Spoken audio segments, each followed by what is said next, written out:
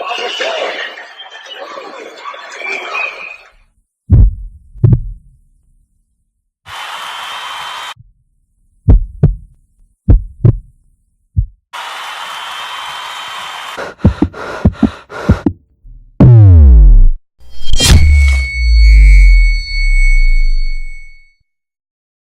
desire to be the best is a natural instinct among athletes.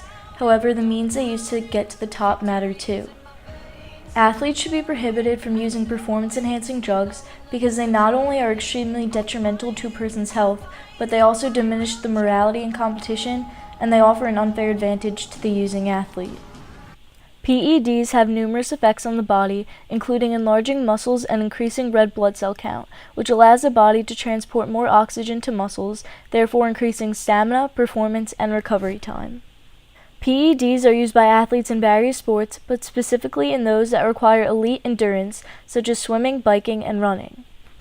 However, the negative effects of performance-enhancing drugs include aggression, psychiatric disorders, stomach or muscle cramps, high or low blood pressure, hallucinations, heart abnormalities, stroke, and even death. Performance-enhancing drugs have been used throughout athletics since the ancient Olympic Games. What most people today would label as cheating, professional athletes at that time saw as acceptable and a part of the job. Over the years, there have been a plethora of instances where athletes have been caught using PEDs and have therefore been banned from competition. In the men's 100-meter final of the 1988 Olympics, 6 of the 8 finalists tested positive for banned drugs. From 1990 to 1998, 32 pro-Chinese swimmers were caught doping. In the 2000 Olympics, 40 Chinese athletes failed drug tests.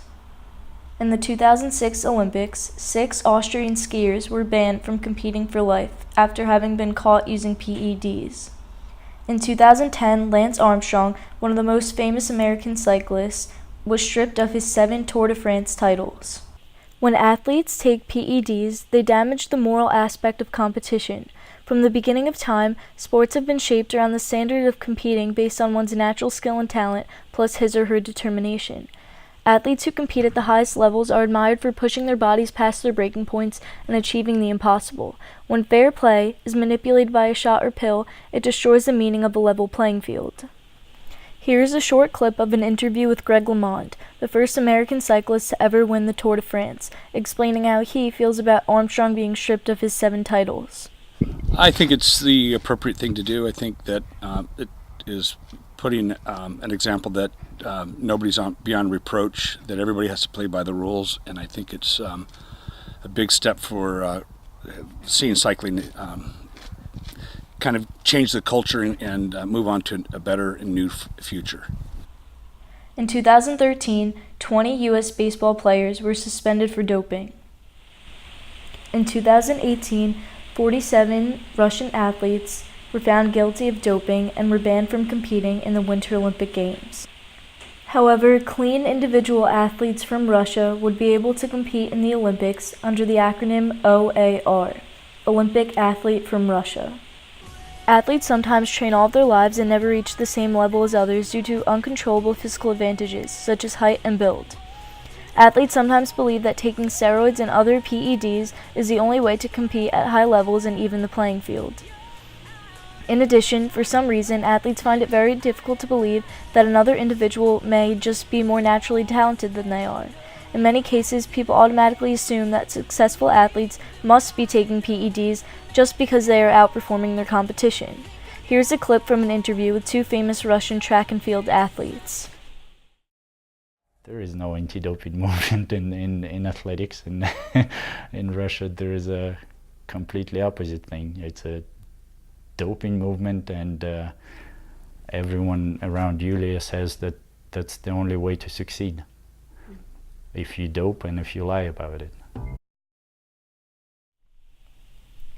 We were fortunate enough to be able to get an interview with Jim Schlentz. He has been coaching high school, college, and elite athletes for the past 42 years.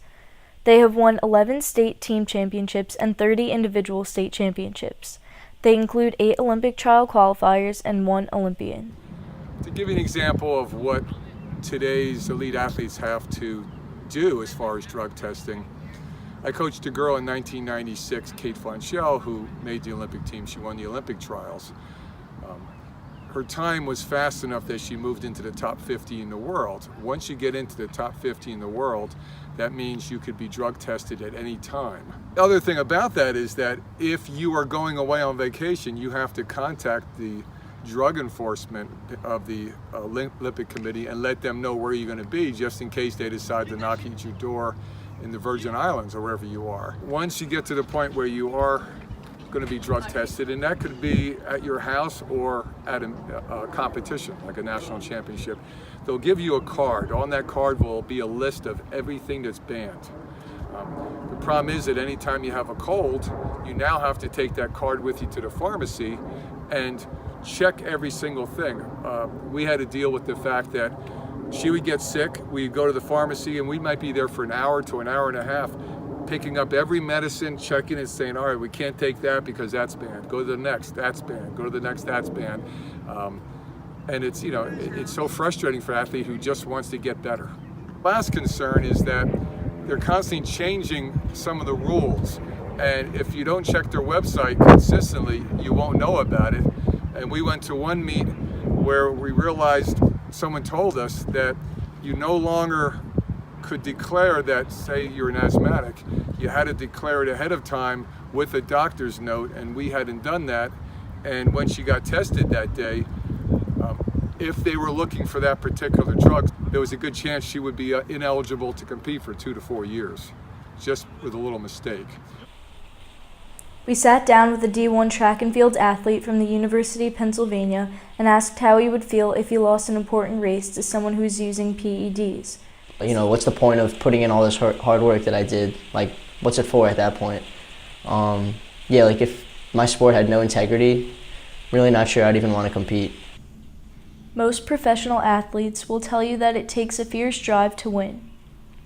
Whether on the track, field, court, or in the pool, every athlete desires to be victorious, especially when multi-million-dollar contracts are on the line. To give an example, here are what various countries pay their Olympic athletes when they earn a gold medal.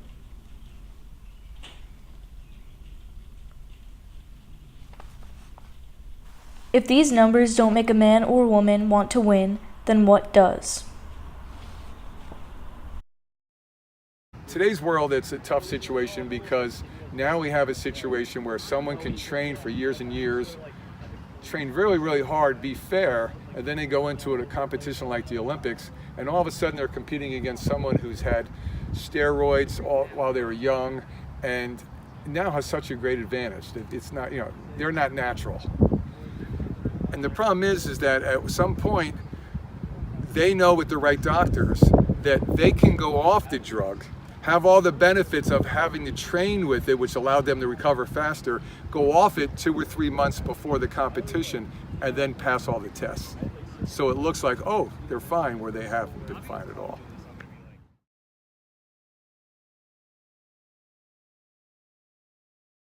I believe that it's unethical. I believe that it's unfair. Cheating and unhealthy. You have athletes who work very hard to stay on a clean, healthy diet and put in a lot of hours to practice, and then you have other people who enhance with steroids to be the best on the team, and it's a very unfair thing that's going on these days. My opinion is that performance-enhancing drugs should be banned as they are. They give athletes an unfair advantage in any type of sport.